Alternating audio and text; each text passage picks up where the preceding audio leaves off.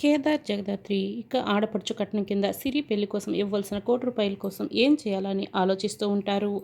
ఇక కారు దగ్గర నిల్చొని ఉంటారు. అప్పుడే బామ్మ జగదాత్రి ఇదిగో చెక్ అంటూ ఒక చెక్కుని దాత్రి చేతిలో పెడుతుంది. ఏంటి నానమ్మ ఈ చెక్ అని దాత్రి అయితే అడుగుతూ ఉంటుంది. అవసరానికి నీకు ఉపయోగపడతాయి అని చెప్పి ₹1,00,00,000 డబ్బులు మీ నాన్న నీ పేరు మీద బ్యాంకులో వేసున్నాడు. దానికి సంబంధించిన చెక్ ఇది. ఇది తీసుకో జగదాత్రి. ఇప్పుడు వాళ్ళు ₹1,00,00,000 ఆడపడుచు కట్నం అడిగారు కదా, ఇది ఇచ్చేసేయ్ పని పూర్తవుతుంది అని బామ్మ అంటుంది. దాత్రి తీసేసుకో, మన ప్రాబ్లం సాల్వ్ అయ్యింది, చాలా సంతోషంగా ఉంది, పద దాత్రి వెంటనే ఇచ్చేద్దాం అని కేదార్ చెప్తాడు. దాత్రి అయితే ఇక చాలా సంతోషపడుతూ ఆ ₹1,00,00,000 చాలా బాగా ఉపయోగపడుతున్నాయని చెక్ పై డీటెయిల్స్ రాసి రెడీ చేస్తూ ఉంటుంది. కానీ ఉదాత్రి అని కేదార్ అయితే ఇక పక్కనే నిల్చొని ఉంటాడు. ఏంటి ప్లాన్ సక్సెస్ అవుతుందనుకుంటే మీ నాన్న ఆ జగదాత్రికి ₹1,00,00,000 చెక్ ఇచ్చాడంట అని యువరాజ్ వచ్చి ఇక నిషికి చెప్తాడు.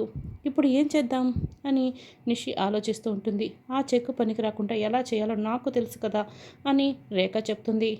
ఇక రేఖ అయితే చాలా ప్లాన్ ప్రకారం పని మనిషి చేతికి జ్యూస్ ఇచ్చి దాత్రి దగ్గరికి పంపిస్తుంది.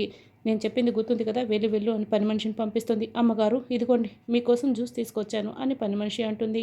అక్కడ పెట్టు అని దాత్రి చెప్తుంది. ఇక పని మనిషి అయితే కావాలని చెక్కుపై పడేలా జ్యూస్ని కింద పోసేస్తుంది. అయ్యయ్యో చూసుకోలేదు అని సారీ చెప్తుంది. ధాత్రి అయితే అయ్యయ్యో చెక్కుపై పడిపోయింది, ఇప్పుడు ఎలా అని చాలా కంగారు పడుతూ ఉంటుంది. దూరం నుంచి చూస్తున్న రేఖ నిషి అయితే చాలా సంతోషపడుతూ ఉంటారు. వెంటనే ధాత్రి దగ్గరికి నిషి వస్తుంది.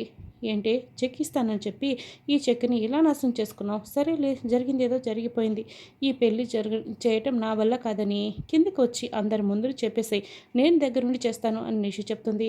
నిషి నువ్వు కిందికి వెళ్ళి అందరినీ కూడా పిలువు, నేను ఏం చేయాలో నాకు చాలా బాగా తెలుసు, వాళ్ళకి ఇవ్వవలసింది నేను తీసుకొస్తాను కదా అని ధాత్రి అంటుంది.